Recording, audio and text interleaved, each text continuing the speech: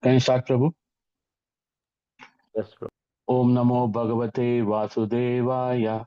Om Namo Bhagavate Vasudevaya. Om Namo Bhagavate Vasudevaya. Narayanam Namaskritya Naram Chaiva Narottamam Devim Saraswatim Vyasam Tato Jayamudiraye Shunvatam Spakadaha Krishnaha Punyashravana Kirtanaha Hridayantasto He Bhadrani Vidinoti Suhsatam नष्टप्रायेष्वभद्रेषु नित्यं भागवतसेवया भगवत्तमश्लोके भक्तिर्भवति नैष्टिकी. Reading from Srimad Bhagavatam, Canto 4, Chapter 23, Verse 27. Tesham durapam kim tva anyan martyanam bhagavat padam bhuvi lolayuso ye vai naiskarmyam sadhayanti yuta. Tesham of them durapam difficult to obtain, kim what to but anyat anything else, Martyanam of the human beings, Bhagavad Padam, the kingdom of God, Bhuvi in the world, Lola flickering, Aishaha span of life, Ye those, why certainly, Naskamyam the path of liberation, Sariyante execute, Uta exactly.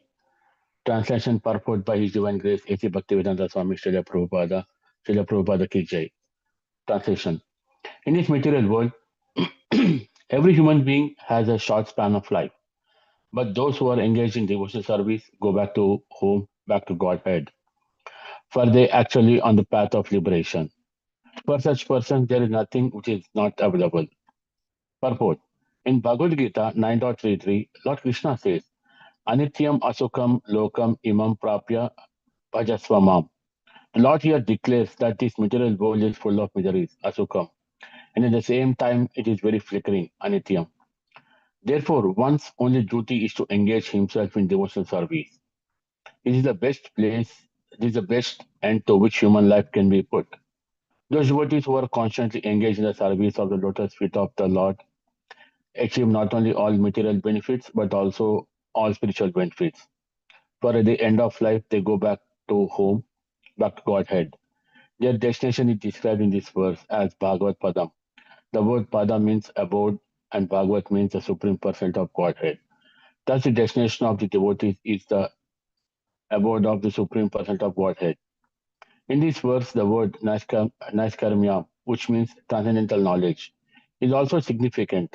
Unless one comes to the platform of transcendental knowledge and offers devotion service to the Lord, one is not perfect. Generally, the process of jnana, yoga, and karma are executed life after life when fit one's chance to render pure devotion service to the Lord. This chance is given by the grace of pure devotee, and it is in this way only that one can actually attain liberation. In the context of this narration, the wives of the demigods repented because although they had the opportunity of birth in a higher planetary system, a lifetime spanning millions of years and all material comforts, they were not as fortunate as Prithvi Maharaja and his wife, who were actually surpassing them. In other words, Prithvi Maharaja and his wife scorned promotion to the higher planetary system and even to Brahmaloka because the position which they were attaining was incomparable. In Bhagavad Gita 8.16, the Lord affirms, Abrahma Bhavana Lokam Punar Avartano Arjuna. For the highest planet in the material world to the lowest, all are places of misery wherein repeated birth and death take place. In other words, even if one goes to the highest planet, Brahmaloka, he has to return to the miseries of birth and death.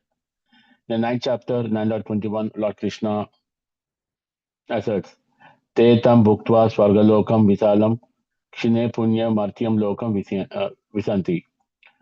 When they have thus enjoyed heavenly sense pleasure, they return to this mortal planet again. Thus, after exhausting the results of their pious activities, one has to come again to the lower planetary system and begin a new chapter of pious activities. This therefore said in Srimad Bhagavatam 1.5.12, Nashkamyam api achyuta bhava varjitam. The path of liberation is not at all secure unless one attains the devotional service of the Lord. Even if one is promoted to the impersonal Brahma Jyoti, he runs every chance of falling down into this material world. If it is possible to fall down from the Brahma Jyoti, which is beyond the higher planetary system in its material world, then what can be said of the ordinary yogis and karmis who can only be elevated to the higher material planets? Thus, the wives of the denizens of the higher planetary systems did not very much appreciate the results of karma, gnana, and yoga. नमो विष्णुपादाय कृष्णप्रेष्ठाय भूतले श्रीमती भक्तिवेदांत स्वामिनिति नामिने नमस्ते सरस्वते देवे गौरवाणी प्रचारिणे निर्विशेष शून्यवादी पाशदेशतारिणे जय श्री कृष्ण चैतन्य प्रभु नित्यानंद श्री अद्वैत गदाधर श्रीवासादि गौर भक्त वृंद हरे Krishna Krishna Krishna Hare Hare Hare Ram Ram Hare Hare. I would like to seek blessing from all the assembled Vaishnavas and thank you for giving me an opportunity to purify myself. Please forgive me for any shortcoming or adding my own interpretation. Today I'm going to summarize some key points after listening to the purport from His Holiness Radhanath Swami lecture. Now, what we are seeing in the above purport or even in the sloka is we are hearing the words of the wise of demigods as they're witnessing Maharaj Pruth and his wife Archi Devi as they're heading back to spiritual world.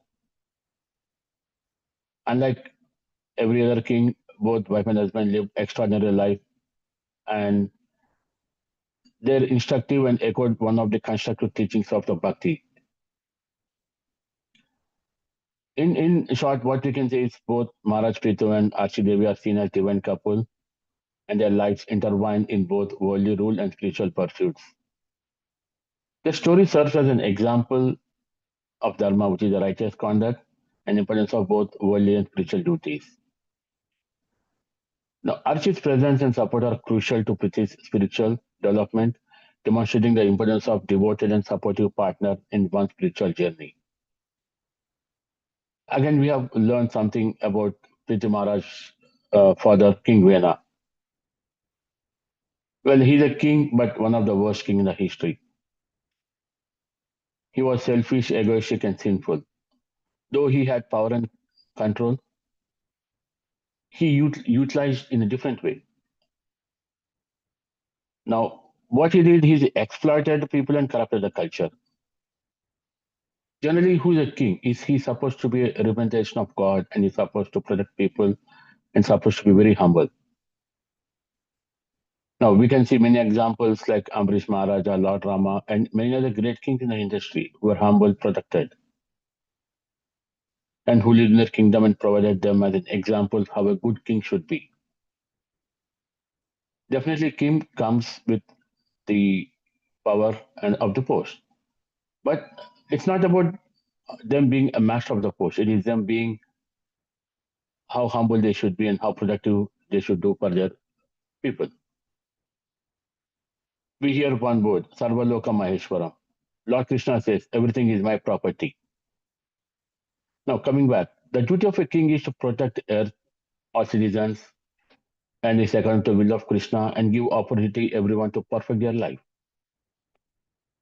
We see that in case of Prithu Maharaja. But going back to King Vena, absolutely no. He was quite opposite. He misused his power and utilized it and then he commanded his military forces, outlawed every type of Brahmin, and stopped every type of the yajna that is being conducted. Now, unlike King Vena, King Prithu said he's a servant of the god. He's not a god, but he's a servant of the god. We can also hear from Sri Chaitanya Mahaprabhu. Even he said, even though we see him as a supreme personality of Godhead, he never said, I'm God. Rather, he said, Chaitanya Mahaprabhu said, I'm the servant of the servant of the servant of the God. This is how every great king, guru, and leader should live. Now, we should not discount the fact that King Vena was very intelligent and also he learned philosophy. But what he did was just a manipulation. Now, as I continue to hear the lecture, I'll just brief some points here. Maharaj said, we would not have known about Lord Nrsimhadeva if we would not have heard the story of King Hiranyakashipu. Same thing about Lord Rama, even if Rama does not exist. So there's always a good and a bad always that we see.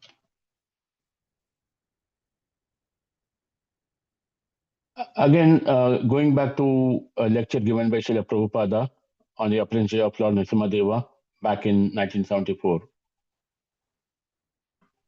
Lord Nrsimhadeva, the appearance of Lord Nrsimhadeva, as Prabhupada explains, is a half man and half lion, and again an incarnation of Lord Vishnu, appeared on the day to protect his devotee, Prahlad Maharaja. The eternal struggle between it's an eternal struggle between both theist and atheist. The highlights given in the lecture is Prahlad Maharaja and his father, Hiranyakashipu, both have a representation and have a conflict of interest in both of them. We see a consciousness of Supreme Person of Godhead in Prahlad Maharaja. But what do we see in King Hiranyakashipu? Quite opposite. So here, what we can, what the lecture mentions is, the demons are always opposition to God consciousness. Prabhupada points out that the demons are always against the Krishna consciousness movement. It is devotees even within one's own family. The Lord's purpose in appearing, according to Bhagavad Gita, is to protect his devotees and to destroy the demons, as we see in the case of Prahlad Maharaj and Hiranyakashipu. The importance is being Krishna consciousness, and Prabhupada emphasizes that becoming Krishna consciousness makes one of the highest kind of human being and encourages devotees to propagate Krishna consciousness by sincerely and seriously requesting others to chant the Hare Krishna Maha Mantra, which we just heard in the reading this morning. What's happening is there is a misconception of the economic development which is happening. And Prabhupada also touches on the misconception that material happiness can be achieved through economic development. However, there is an exploitation of material resources, noting that it has not brought happiness to the world. Overall, the lecture emphasizes the significance of the appearance of Lord Nrsimhadeva and the importance of devotion to God even in the face of opposition. We also heard one verse in Sikshashtaka. Chetodarpana Marchanam Bhava Maha Davagni Nirvapanam Shreya Kairava Chandrika Vitalanam Vidya Vadu Jivanam Anandamudbihi Vardhanam Pratipadam Purnamat Swadanam Sarvatma Snapanam Param Vijayate Sri Krishna Sankirtanam. Let there be all victory for the chanting of the holy name of Lord Krishna, who can cleanse the mirror of the heart and stop the miseries of the blazing fire of this current material existence. The chanting is a waxing moon that spreads the white lotus of good fortune for all living entities. It is the life and soul of education. The chanting of the holy name of Krishna expands the blissful ocean of transcendental life. It gives a very cooling effect to everyone and enables one to taste the full nectar at every step of the chanting. The speaker also gives a brief about how Prabhupada became the world Acharya of ISKCON. We know A.C. Bhaktivedanta Swami Prabhupada, also known as the founder Acharya of the ISKCON. An Acharya in Hinduism is generally a teacher or a scholar, particularly one who imparts knowledge of the Vedas and spiritual practices. Now, what we can see is from the life of Prabhupada after coming to the Western world, he followed his order of his spiritual master, who is none other than Srila Bhaktisiddhanta Saraswati Thakura, to bring the teachings of Lord Krishna to the Western world. And Srila Prabhupada dedicated years to fulfilling his order. Now, he did travel to West at the age of 66 or 69. Now, he traveled to New York on a ship, suffering 3 heart attacks and very, very limited resources to initiate his mission. Finally, after coming here, Prabhupada ji founded ISKCON in 1966 along with the Hare Krishna movement, and that too in the New York City. Now, these organizations became the primary vehicle for spreading the Krishna consciousness globally. People think we can achieve everything in the young age, but we can see a beautiful example of Srila Prabhupada. And if one goes to ISKCON Vrindavan, definitely you can see everything very clearly written. Now, Prabhupada, at that age, even he did an extensive traveling of preaching, and he traveled the world at least more than 10 times, giving lectures, initiating disciples, and establishing centers. He inspired thousands to adopt the Krishna consciousness, renounce sinful activities, and dedicate their lives at the moment. Through these efforts, Prabhupada ji achieved unprecedented success in spreading the teachings of Krishna consciousness globally and establishing him as a founder acharya within ISKCON, a respected figure in the broader context of promoting Hindu philosophy and spirituality.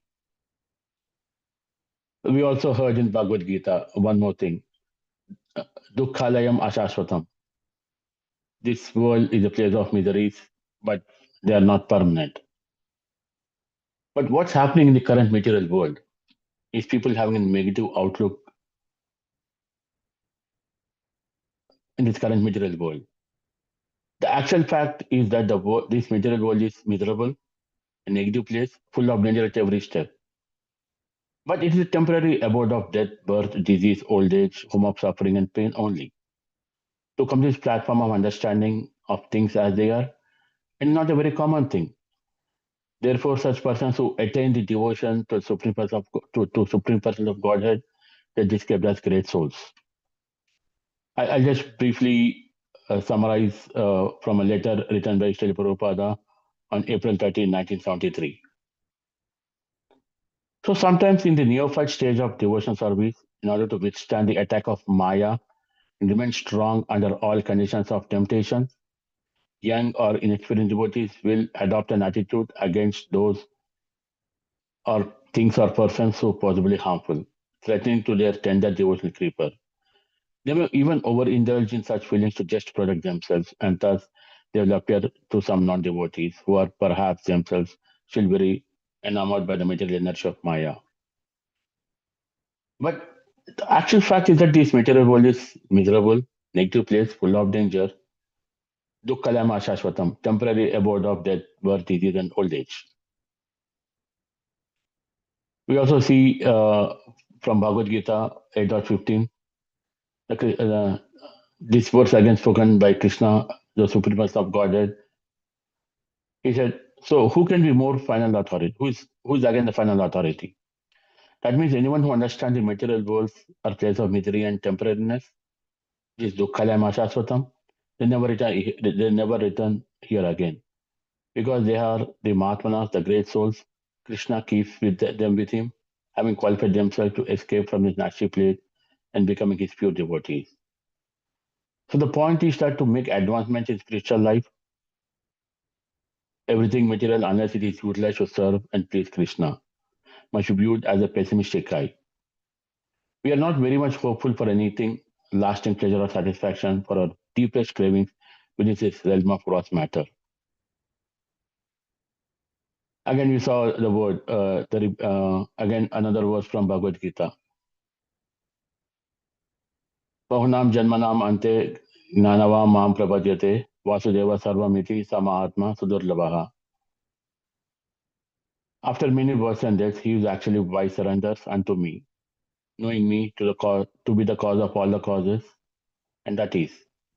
Such a great soul is very rare. Again, Krishna uses the word Mahatma, the great soul, which again translated in a very different way in this current material world.